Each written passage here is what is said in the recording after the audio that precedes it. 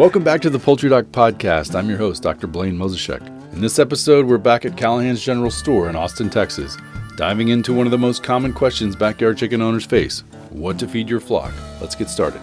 So welcome back to the Poultry Doc Podcast. I'm your host, Dr. Blayne Mozeshek, and today we're back at Callahan's General Store with Curtis. And Curtis, tell me a little bit about Callahan's. We've done several episodes here now. Obviously, you sell chicks. Everybody knows about that. Today we're getting into some feed, but how long has the store been around, and sure. Tell us about it.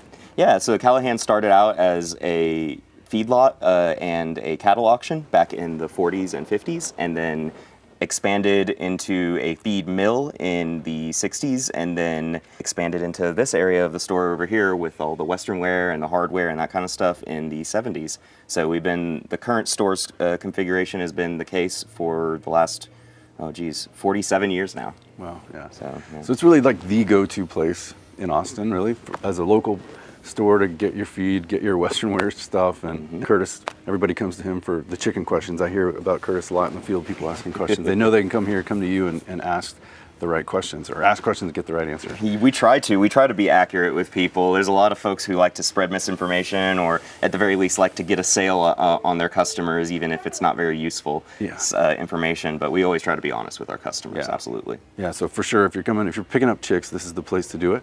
And Curtis knows his stuff. I appreciate you saying so. Yeah. So Curtis, what are some of the big questions that you get here from backyard chicken owners? If you had to, what are the top 3 things people worry about? That's a really good question. I would say number 1 is, what should I feed my chickens? Right. Number 2 is, why are my chickens sneezing or coughing?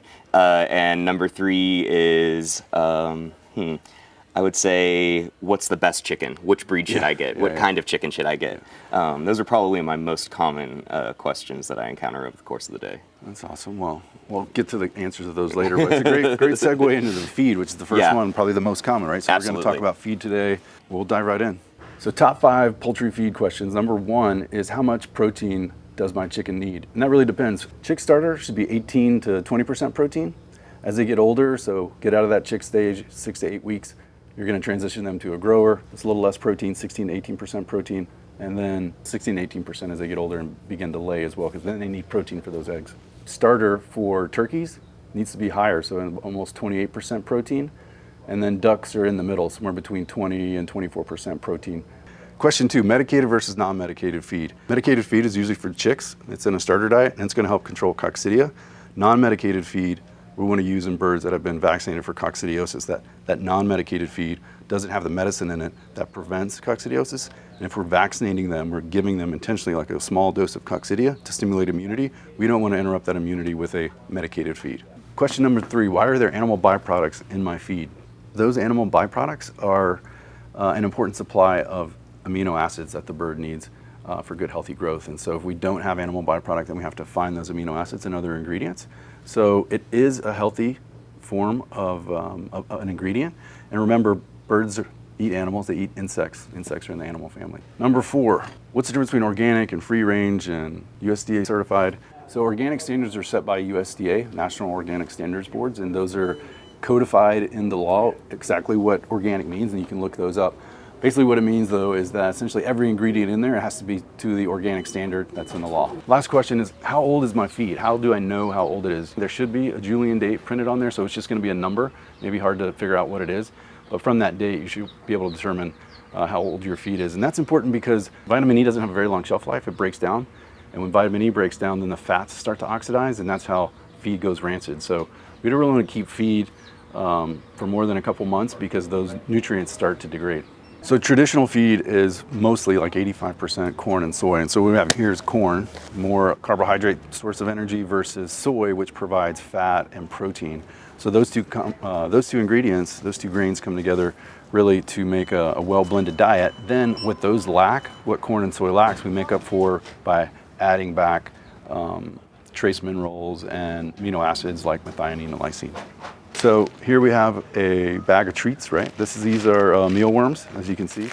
These are 50% protein and almost 25% fat. So very, very nutrient dense. And really, again, this is just a treat. Obviously, we don't want to only feed birds these, and most people are going to be using them as a treat. So really high protein diets are going to lead to increased nitrogen. Nitrogen in the floor is gases off as ammonia. So what we have here is coarse limestone stone, which is calcium carbonate, another great source of calcium. An important differentiator between calcium, like a lot of people will feed eggshells back. Those eggshells are very small and thin and really quickly digested. Calcium is still there and the bird gets it, but it's very quick. It's not long lasting. By feeding a supplemental oyster shell or large particle calcium like this, is that it takes longer for that particle to dissolve. And then when that chicken needs the calcium late at night, early in the morning, that calcium is available. Okay, so today we did hopefully an educational episode. You learned a lot about feed. And I want to say thank you to Curtis and thank you to Callahan's General Store in Austin, Texas for allowing us to come visit and showing us around and making yourself available. Most recently, we did a chick episode here. When is chick season? How long are these here? So we keep chicks in year-round. We're the only place, I think, in Central Texas that does so.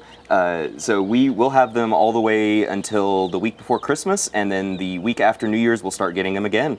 So the most variety you'll see is going to be in March, though. So if you want to pick up some interesting birds, maybe some salmon faverels or mottled houdans or something like that, then definitely come by in the springtime. But otherwise, we've always got them. Awesome. Well, thanks again, Curtis, and thanks me, everybody for joining. This is the Poultry Doc Podcast. We'll see you next time. Click the like button, subscribe, tell your friends. Thank you. Thanks. Awesome.